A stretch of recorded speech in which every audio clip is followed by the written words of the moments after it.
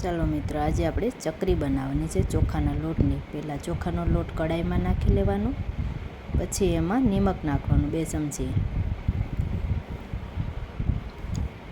પછી એમાં મસાલામાં હળદર 2 ચમચી નાખવાની, થોડુંક 2 ચમચી લાલ મરચું નાખવાનું,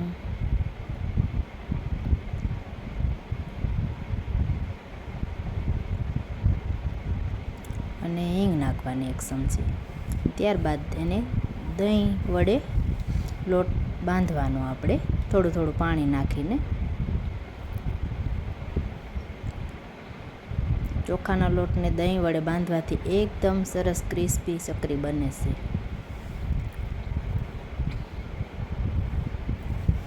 તો હળવે હળવે આપણે લોટને છે ને મસળતો જવાનો અને બાંધવાનો છે.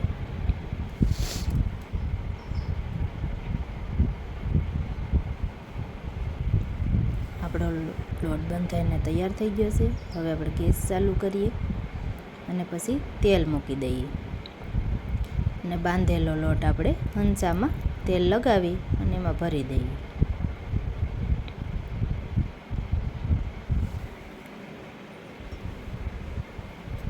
હંચાને પેક કરી અને એક સાઈડમાં મેલી દઈએ. અને આપણું તેલ ગરમ થઈ જાય એટલે તેલમાં આપણે ડાયરેક્ટ ચકરી બનાવવા માંડવાની છે.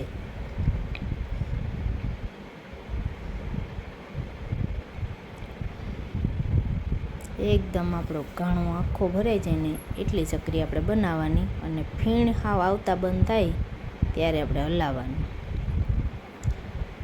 અને પછી આપણે ક્રિસ્પી ચકરી થઈ જાય એટલે બહાર કાઢી લેવાની છે આપણે.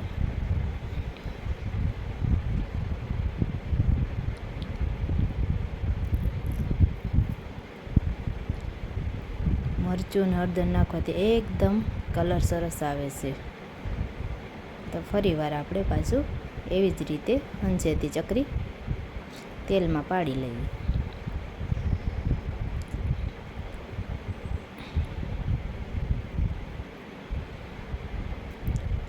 હંચો આપણો બીજી વાર ભરાઈ ગયો છે અને આપણી ચકરી પાછી આપણે તેલમાં પાડવાની છે.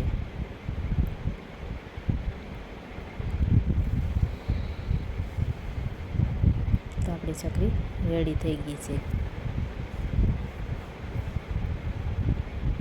અને ચકરી પણ કહેવાય અને ચોખાના લોટની સ્ટીક પણ કહેવાય.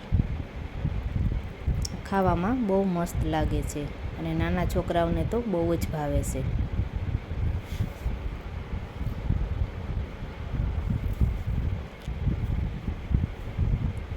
તો આપણી ચકરી તૈયાર થઈ કડાઈમાં આપણે એને રાખી દઈએ. જો એમાં ચાટ મસાલો કે આપણે તૈયાર મેગી મસાલો આવે ને એ પણ એની માથે આપણે નાખી શકીએ. પણ જો ભાવતો હોય તો, કોઈને ભાવે કોઈને ન ભાવે, એટલા માટે આપણે એમના જ રાખી છે. તો મારી ચેનલને લાઈક કરો, શેર કરો અને સબસ્ક્રાઈબ કરો.